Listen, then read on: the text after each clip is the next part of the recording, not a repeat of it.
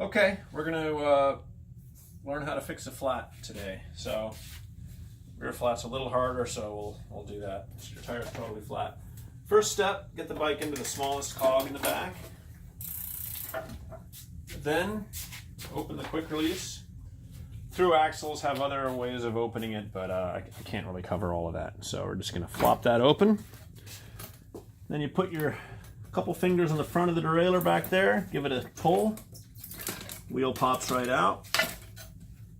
It's possible to remove a tire without using tire levers, but I'm going to use tire levers because that's a popular way to do it. So you don't put the tire lever in and drag it around the tire. That's not the appropriate way to do it. What you do, you start opposite the valve.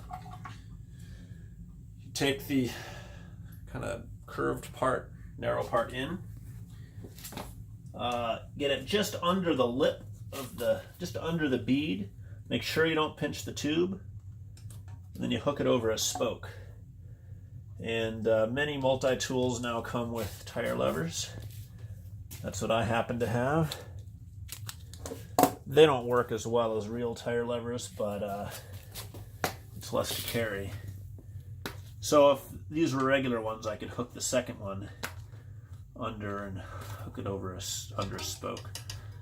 So you put the second one in. Notice I'm not dragging anything around. I'm just kind of popping it in there. By the time you pop the third one, the middle one pops out, and very quickly you have enough slack there. Just pop the whole thing out. So if you happen to be using a valve ring, these are kind of optional unless you're running tubeless. By the way, speaking of tubeless, if you're running tubeless and you get a flat on the trail and the tire is completely flat, don't try to reseat it with, a frame pump or a hand pump. It's not going to work. So we're going to take the tire completely out. The tube completely out, the tire completely off. We will assume you have a new tube.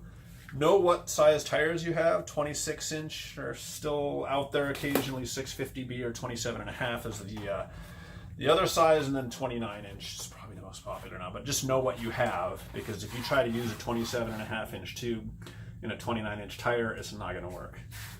So the next step is I'm going to run my fingers along the inside of this tire, because something punctured it, unless you got a pinch flat or something. But if you got a thorn or a piece of glass or something, it might be stuck in the tire. So you want to run your fingers around the inside of that to make sure that whatever it is, you find it and remove it. So we'll pretend this is your spare tube, and you want to have a little bit of air in it so that it kind of has a shape. If you're not squeamish, you can inflate it by mouth. Next thing you're going to do, you're going to put the tire back on, but tires tend to be directional.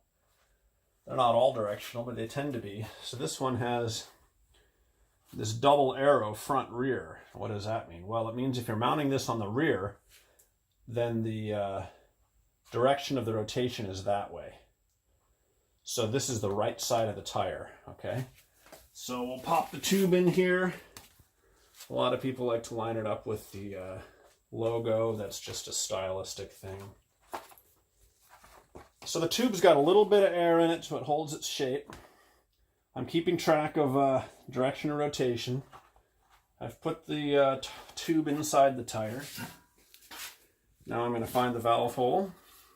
While you've got the tire off, it's a good idea to kind of inspect to make sure your rim strip is in good shape. Okay, so I'm going to put the valve through it,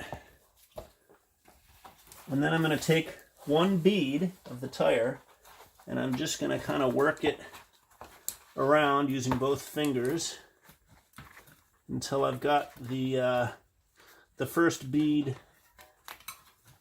popped into the rim. So you can see I've got it pretty close, kind of pushing with my thumbs from the back side. Boom. So there, we've got the valve in there, and we've got one bead in there. Now we're going to flip it around, starting from the valve. I'm going to just use my fingers to pop that second bead into the rim all around. And notice that, you know, I'm pushing the tube all the way in there so that it doesn't get pinched. You know, some people have trouble mounting this and want to use tire levers to mount the tire. I highly recommend against that. The way you want to do this is to use your thumbs on a very small area and just do a little bit at a time. And you're just kind of rolling it on there. Boom, there it is. Next thing you want to do is just run your fingers around and just giving the tire a pinch.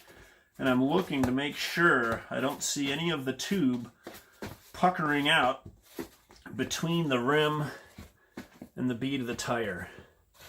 So, because you don't want to get that pinched, because then when you pump it up, it can wreck your tube. So that looks really good. If I did find, and this is also why you want to have a little bit of air in that tube so it won't do that. But let's say I did see a little bit of tube pinching out. You just put your hand over the top, just work it back and forth. That usually solves it. Make sure the valve is nice and straight in there. And then screw your valve ring back on there, if you're using them. Again, tubeless, you have to have a valve ring with an inner tube. Kind of helps to get the pump on there.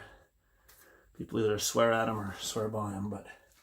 So the valve has to be open in order for air to make it in. So make sure you've opened that. If you're ever trying to pump this up and nothing's happening, you might have forgotten to open the valve. So here's a frame fit pump. This is a nice one because it's got a flexible hose on there. If you have a regular one with this, you know, rigid 90-degree head and you're pumping on it, sometimes you can accidentally torque the valve back and forth and you can actually kind of rip the valve off. So that's not a good thing. So it's kind of nice having one with this hose in here. Now, if you're pumping, again, nothing seems to happen. Maybe you forgot to open the valve. Or if you're pumping and it just seems inordinately difficult, then you might not have the valve open all the way. So I'm going to pump this up. And, you know, this is the hard part because these mountain bike tires are so fat. They hold such a high volume of air that it kind of takes a while to fill them up as opposed to a road tire. On the other hand, they don't take as much pressure. So you want to pump it up just until the tire's fully got its shape, and then remove your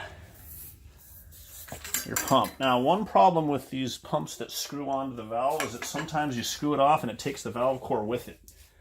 That's a big problem. So there's a little tool you can buy that just screws this valve core back on there. So just be aware that that exists. So now I've got the tire pumped up to where it's resumed its shape. And I'm just looking around here to make sure that I don't see the bead popping off anywhere. Because sometimes if it's not seated properly, you'll get a little area where the bead's kind of hanging off the end, or God forbid, you've got some tube poking through. If that happens, you need to get the air out of there right away. I'm going to pretend this is fully inflated because it's not very exciting footage of a guy using a bike pump. So to get this back on here, obviously the disc goes on the left for the brake, the cassette on the right. I'm going to put my thumb on the bottom of this derailleur and pull the pulley down. I'm going to pull this straight back. I'm going to put the chain on the smallest cog, and I'm just going to slide that up in there. So the disc is within the brake there, and everything looks good. It's centered here to here. And now I'm going to push the quick release closed. I'm going to push it to where it's not hitting the frame, where it can go all the way in. And it leaves a little print on my hand. That's how you know it's tight enough. Give the wheel a good spin. Make sure it's clearing the brake. It is. Make sure the tire looks straight on there. It does. Shift into an easier gear to start up in. That's all there is to it. I hope this has been informative and that you're able to fix your own flats from here on out. Thanks.